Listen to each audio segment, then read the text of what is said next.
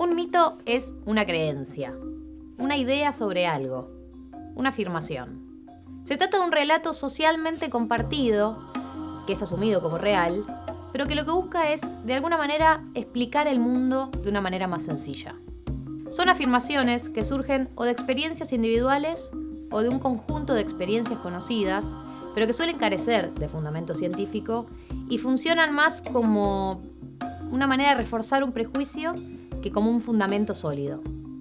En la sociedad actual circulan mitos sobre el desempleo, el que no trabaja porque no quiere, sobre los jóvenes, son vagos, egoístas y irresponsables, sobre la religión, somos todos católicos, sobre la educación, antes estábamos mejor, o sobre la vejez, que no sirve para nada. En el capítulo de hoy presentamos uno de los grandes mitos que circulan en nuestra sociedad. El mito que nos proponemos abordar hoy, en realidad, son dos mitos, uno en espejo del otro.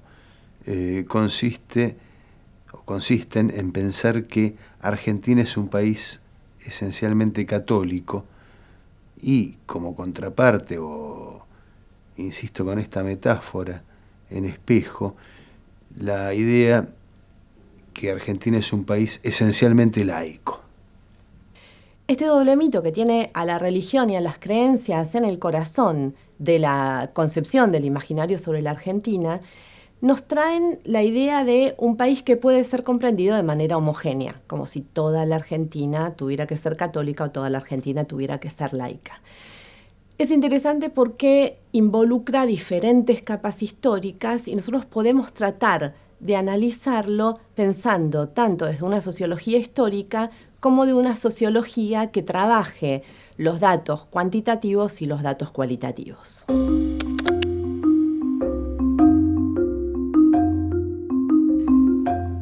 El mito de la Argentina, como atravesado por la religión o por la no religión, tiene diferentes efectos. Nosotros lo podemos encontrar en el campo a través de frases como: yo, la verdad, no entiendo nada de religión. Siempre fui católico y nunca me metí en temas religiosos. O en una superposición bastante clara entre religión y política, en donde, por ejemplo, la figura de un papa, que es un líder a nivel mundial, además de ser el líder de otro estado, pasa a ser considerado como el apoyo de tal o cual postura política. Por otro lado, la idea de que somos un país católico o somos un país laico suele ser movilizada políticamente para tratar de sostener una otra postura en contextos que a lo largo de, diríamos, el final del siglo XX, pero sobre todo desde el final del siglo XXI, es un contexto de creciente grieta, de creciente división, casi diríamos irreconciliables, entre diferentes posturas políticas.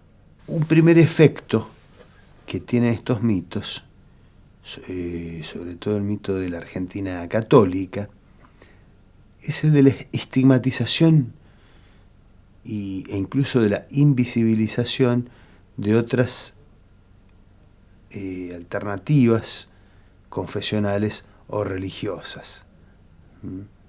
Un segundo efecto está ligado a la jerarquización, a la construcción de jerarquías, donde tenemos en una cúspide a varones descendientes de europeos, autopercibidos, al menos como tal, católicos, como personas que poseen los criterios legítimos para acceder a la cúspide de distintos terrenos, sea este el terreno empresarial, sea este el terreno político, sea este el terreno dirigencial en cualquier aspecto.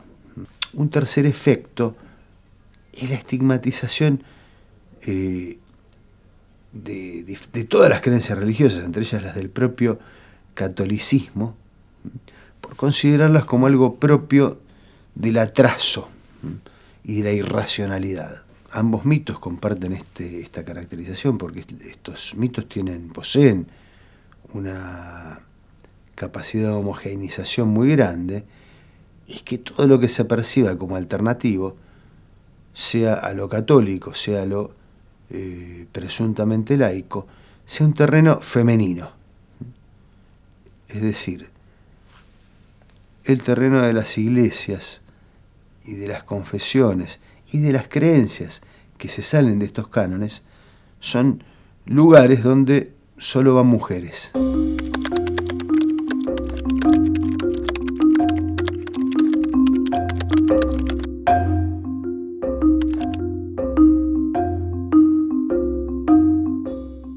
Si algo que nosotros hemos estudiado cualitativamente es que las cuestiones ligadas a las creencias y a la socialización religiosa, es decir, a las prácticas, van variando constantemente. Ahora, si nos manejamos por los únicos datos fiables que poseemos, que son en la actualidad lo de las 2 encuestas que hemos hecho en el marco del programa Sociedad, Cultura y Religión del Centro de Estudios e Investigaciones Laborales del CONICET, y en el cual al mismo tiempo han participado 2 cátedras de la carrera de Sociología de la facultad, podemos decir lo siguiente, ¿sí? Más o menos hasta hace 10 años el 90% de los argentinos y las argentinas estaban bautizados. Ahora, es decir, bautizados en la fe católica. Ahora, de ese 90%, solo el 10 del 90 participaba y frecuentaba regularmente del culto. Y al mismo tiempo, de ese 90 bautizado, solo el 70% se autopercibía como católico. Nosotros producimos datos para tratar de complejizar la perspectiva que se tienen sobre las creencias y las religiones en la sociedad. En ese sentido, nosotros tenemos como equipo desde la Facultad de Ciencias Sociales y desde el CONICET una encuesta que se hizo en 2 oportunidades, en 2008 y en 2019, que es la primera vez que se mide la religión y las creencias en la Argentina desde el censo de 1960. No tenemos datos censales desde 1960, sí los teníamos en 1941, y hasta 1960 lo que tenemos es una sociedad muy homogénea desde el punto de vista religioso, en donde en 1941 había un 91% de católicos y en 1960 un 90%. La primera encuesta sobre creencias y actitudes religiosas en la Argentina, que se realizó en 2008, nos habló de una realidad que nosotros veníamos viendo desde los estudios cualitativos, pero que no teníamos el instrumento cuantitativo para medirlo. Y lo primero que nos dijo fue que en Argentina había un 76,5% de personas que se identificaban como católicas. Allí también vimos otro dato muy presente en los estudios cualitativos, que era la fuerte presencia, el fuerte crecimiento de los grupos evangélicos pentecostales, sobre todo en las periferias de las grandes ciudades. La primera encuesta nos dio como resultado un 9,3% de evangélicos pentecostales entre la población argentina.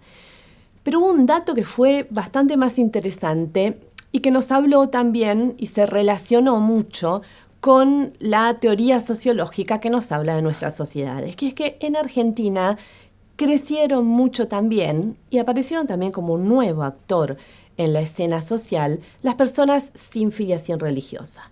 ¿Quiénes son las personas sin filiación religiosa? Son las personas que cuando uno les pregunta ¿cuál es tu religión?, contestan que son ateos, agnósticos o que no tienen ninguna religión.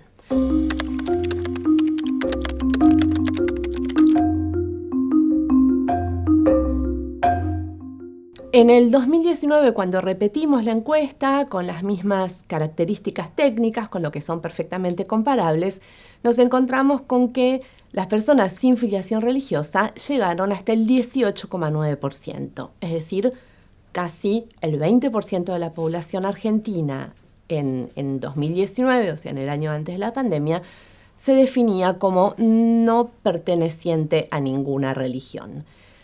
Algunos datos interesantes sobre esta población. Primero que, dijimos, no es homogénea. Entonces, tenemos que hay una proporción más grande entre los jóvenes y una proporción más grande entre las personas con mayor nivel educativo. Entre los jóvenes, las personas sin filiación religiosa llegan a ser casi el 25%, es decir, un cuarto de los jóvenes no se identificarían con ninguna religión. La Argentina, además de no poder ser considerado un país homogéneo religiosamente, es desde hace muchos años un país plural. Esto significa que, más allá de los grandes números de la pertenencia de las personas a las religiones, lo que podemos encontrar también son comunidades que son más pequeñas. Entonces, probablemente si nosotros las medimos con una gran encuesta nacional que toma una muestra, esto entra bajo el error muestral, entonces no aparece, pero que contribuyen mucho a la riqueza cultural y religiosa de la sociedad argentina. Podemos hablar, por ejemplo, de la comunidad judía, de la comunidad islámica, de la comunidad africanista, de la comunidad espírita. Todos estos grupos religiosos han estado presentes en Argentina casi desde el momento de la creación del país en tanto Estado nacional. Y tenemos una distribución muy interesante en todo el país. Entonces, lo que nosotros podemos ver es que hay una concentración, por ejemplo, de la comunidad judía en la ciudad de Buenos Aires, también están presentes en la ciudad de Córdoba, en Rosario, en Mendoza. En todos esos lugares, la comunidad se expresa a través de la arquitectura y el arte, y además es una comunidad que hacia el interior también es diversa. Lo mismo podemos decir de la comunidad islámica, en donde existen diferentes corrientes del Islam que coexisten, que se articulan.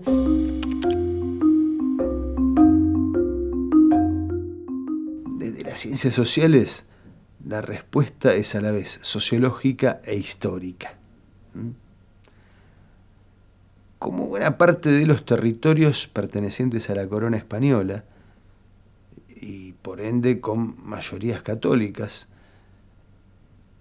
la construcción del Estado-Nación en Argentina implicó un solapamiento y la preexistencia de estructuras administrativas ligadas a la Iglesia Católica. Vale la pena tener en cuenta que Argentina, a fines del siglo XIX, cuando empieza a recibir de una manera significativa un importante contingente migratorio, estaba caracterizada por una situación de pluralidad valorativa. Los migrantes que llegaban a Argentina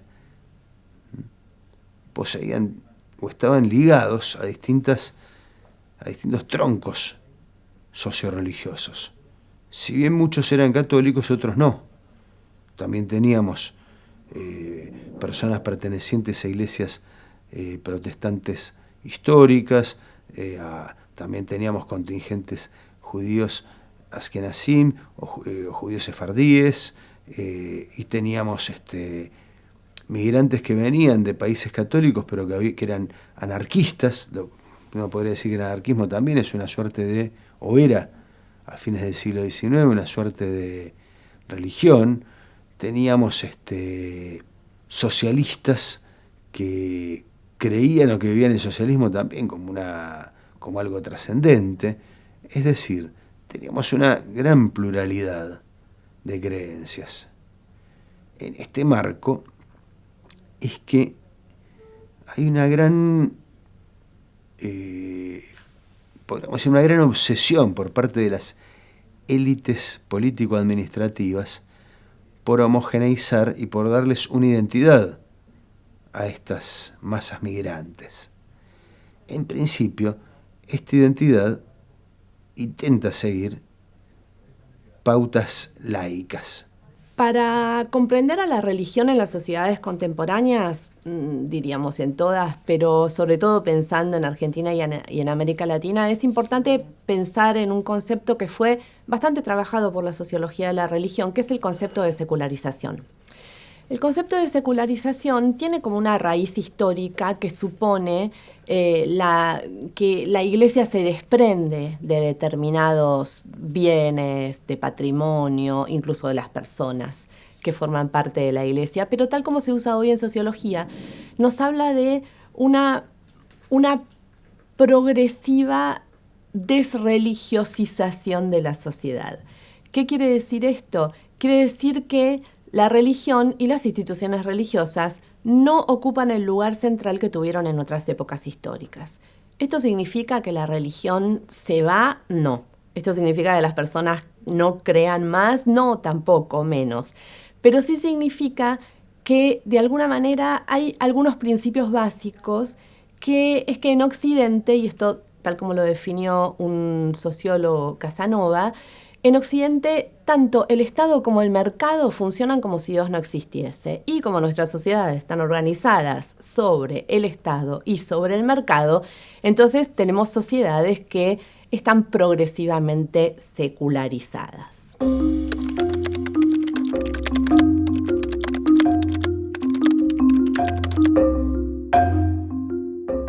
Hay otro concepto interesante para trabajar, que es el concepto de pluralidad y pluralismo.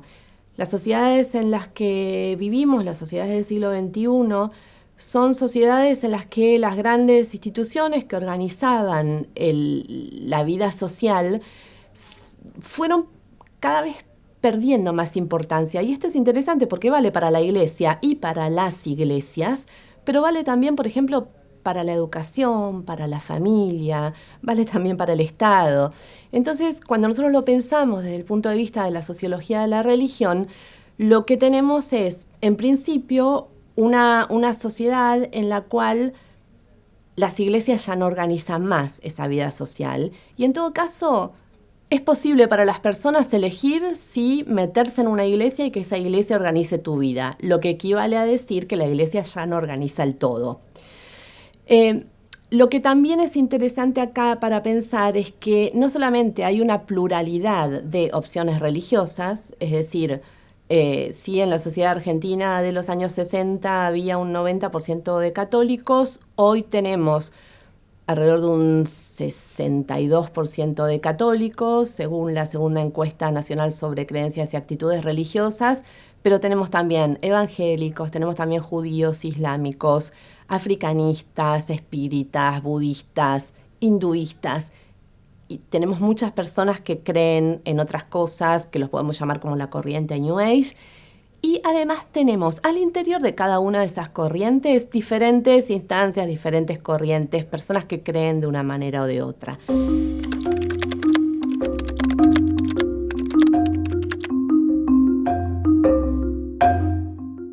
A nosotros desde la sociología nos interesa mucho pensar la individualización religiosa. La individualización es algo que sucede en diferentes espacios y además ya Durkheim venía pensando en esta progresiva fragmentación e individualización.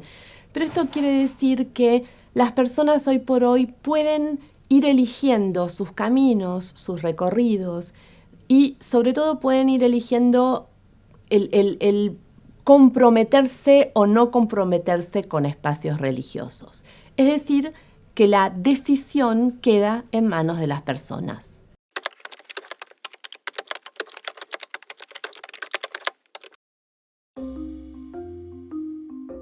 El cuestionamiento de los mitos nos sirve para poner en valor la multicausalidad y también el método científico como camino para construir el conocimiento.